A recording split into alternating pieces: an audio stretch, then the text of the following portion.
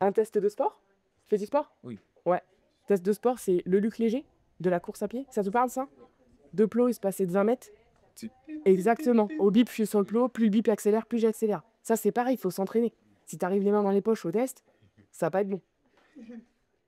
Ce matin, des recruteurs des armées de mer, de l'air et de terre étaient sur Koné. Objectif, informer les jeunes sur le recrutement.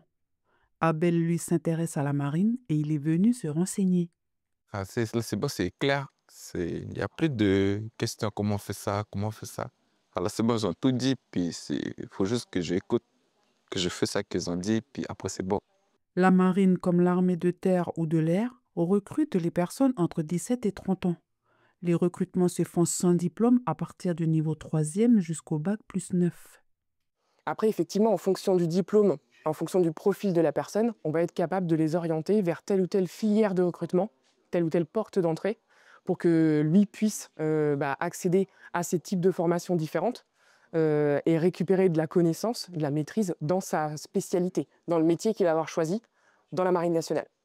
Par an, l'armée de l'air et de l'espace recrute entre 4000 et 4500 personnes. Elle forme plus de 50 métiers dans plusieurs domaines, tels que contrôleur aérien ou dans la maintenance aéronautique et d'autres encore. Souvent, ils viennent avec des métiers en tête. Bon, on leur ouvre les idées selon leur bac, selon leur appétence sur un domaine, ou si par exemple ils font la mécanique le week-end. Ils ne pensent pas qu'avec avec 100 diplômes dans leur domaine, ils puissent rentrer dans notre armée. Et on est là aussi pour leur expliquer, pour casser aussi un peu les préjugés de l'état militaire. On s'est adapté. Maintenant, ce sont des contrats qui peuvent aller de 1 an à 9 ans, voire 10 ans. On s'adapte aussi à la population et aux formations.